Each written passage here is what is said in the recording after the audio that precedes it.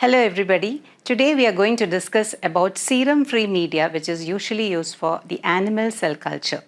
So out of the different types of media, serum-free media has become of very much importance now.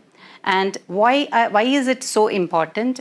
What are its advantages? What are its disadvantages? These are the things which we are going to speak. I am Dr. Priya Josson from the Department of Life Sciences, Christu Jayanti College, Bangalore.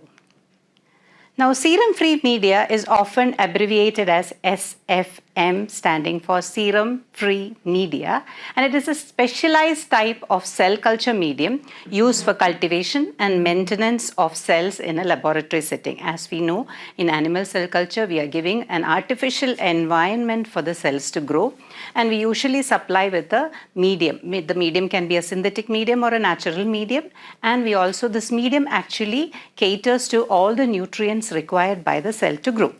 Now, the key characteristic of serum-free media is that they do not contain serum as the name suggests. Particularly, fetal bovine serum, FBS, is the one which we usually use for, as a supplement, as a serum, or any other animal-derived components. So instead, because we are not using the serum, we have to supplement it with some other factors to provide all the necessary nutrients, growth factors, and additives required for the survival and the growth of the cells, but without the variability and potential issues associated with the serum containing media. So that's the reason we are trying to have a media which does not contain serum, but which contains all the nutrients and factors which are there in the serum. So what is the importance of serum-free media in cell culture?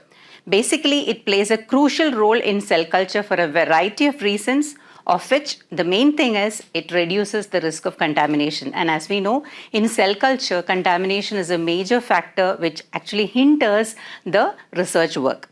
So serum-free media reduces the risk of contamination by pathogens, viruses, or even adventitious agents that can be present in the animal-derived serum. Second thing is ethical and regulatory compliance. So the use of animal-derived serum, such as a fetal bovine serum or FBS in short, raises ethical concerns, and there are regulatory restrictions in different places and in different regions. So basically, we should remember that the importance of serum-free medium in cell culture is basically, it actually helps us to reduce the risk of contamination. Now, coming to the advantages of serum-free media, the main advantage is it increases the definition and more reproducible formulations, and it allows for more convincing and consistent research results, because as we know, in research studies, we have to have convenience and consistent research. So, or the results should be consistent. And second thing is easier purification and downstream processing. So most of the, we use serum-free media mainly for the production of biologics, production of vaccines and things like that, for drugs and things like that, which has to be administered to human beings. So all these, the major factor which adds up to the cost and the labor is the downstream processing. And this is because the serum contains a lot of proteins which has to be purified in the end. So when we use serum-free media, it is much more easier for purification and of course the downstream processing. Second, lower risk of contamination, as we discussed earlier, with bacteria, fungi or viruses. And of course the elimination of time-consuming batch tests. Now coming to the disadvantages of serum-free media, it is a complex formulation because we have to supplement what is all essentially needed or what is there in serum by adding the other factors. So designing a suitable serum-free medium can be complex and time-consuming. So this is one disadvantage. So the researchers need to identify the specific nutritional requirements of their cell lines depending upon what cell lines they are using and optimize the medium accordingly. Second thing is, of course, the cost. So serum-free media are often expensive than traditional serum-containing media because we have to compensate with the other factors. So the cost of specialized growth factors, supplements, and components can add to the overall expense of the cell culture. Next is adaptation challenges. Okay, so some cell lines may not readily adapt to serum-free conditions. Cells are very happy when the serum is present. So that requires extensive adaptation processes that can be time-consuming. Coming to composition of serum-free media, what are the other things which we add? So basically it should have a basal medium. For example, you can have the Dalbecko's modified Eagles medium or DMEM, or you can have the RPMI 1640, that is just an example. Other than that, amino acids, such as glutamine, arginine, cysteine, which are vital for the protein synthesis and cellular metabolism. We also add vitamins, essential vitamins, including B vitamins, folic acid, biotin. These are required for various metabolic processes and the cell growth. Minerals, important minerals like calcium, magnesium, sodium, potassium are added to maintain the osmotic balance and facilitate enzymatic reactions. Glucose, of course, this is usually added. It is a must because it provides the energy for the cells. Now, applications of serum-free media. Where are we using this serum-free media for, or what is its uses? Basically, it can be used for biopharmaceutical production. So, most of the biologics are produced by using serum-free media. As we discussed earlier, the regulatory compliance is much more easier, consistency is there, safety is there, contamination is not there. Stem cell research, the upcoming research of embryonic stem cells and induced pluripotent stem cells. So these media will support the self-renewal and differentiation of the stem cells, which are also used for regenerative medicine and for disease modeling. And of course, the primary cell culture, these media can maintain the viability and functions of the primary cells and which are commonly used in cell biology.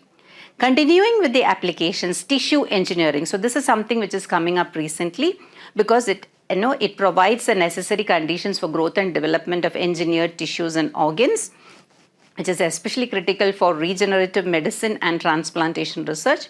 Cancer research, of course, for the precise control of growth conditions, depending upon what type of cancer cells we are working, we can actually add the factors which are essential. Viral vaccine production. Recently, we came across during our corona times how the vaccines were produced. So there also they provide a controlled environment for virus replication, contributing to vaccine manufacturing. Neuroscience research, specialized serum-free media are used for, they support neuronal growth, differentiation, study of neurodegenerative disease. For example, now Parkinson's disease, Alzheimer's are all very common. So most of the research which is being done on neuronal cells also takes up or utilizes serum-free media, and of course the regenerative medicine.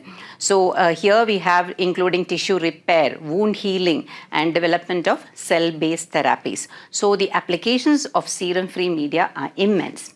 Now coming to the types of serum-free media, as we discussed in the previous slide, we were discussing about the different regions or areas where we use the serum-free media. Accordingly, we have the chemically defined media. They are often used for the growth of specific cell lines, for example, CDCHO, CD293, CDMEC media. Then we have stem cell media, which is exclusively utilized for embryonic and induced pluripotent stem cells. Then cancer cell line specific media. Here also they can include unique components which are or growth factors that are essential for the growth of cancer cells. Of course, the neuronal cell media, here you have often containing the neurotrophic factors and substrates designed to support neural growth and function. So depending upon what cell lines you are growing or depending upon what type of biologics you have to produce, the serum-free media also can vary. So this is just a comparison between the serum-containing media and serum-free media. We can see that it is added, if you have adding serum, you add it to the media as a source for growing cells. Serum-free media, instead of serum, we have to replace it with appropriate nutritional and hormonal formulations. Coming to disadvantages, both can be costly, unwanted effects, regulatory issues are there, and specificity might contain a variable composition when we are using serum. While if you are using serum-free media, it can be simplified. You can actually define the composition, what you require for that particular study. Accordingly, you can define and you can select and reduce degree of contaminants. So in conclusion, serum-free media have not only improved the reproducibility and reliability of cell culture, but it has contributed to ethical and regulatory compliance, which allows for safer and more sustainable scientific and industrial practices. And as we know, the cell culture, the field of cell culture is growing day by day, and serum-free media will remain a fundamental tool driving innovation and progress in a wide array of applications, from basic research to biomanufacturing and regenerative therapies. So these are the references. Thank you.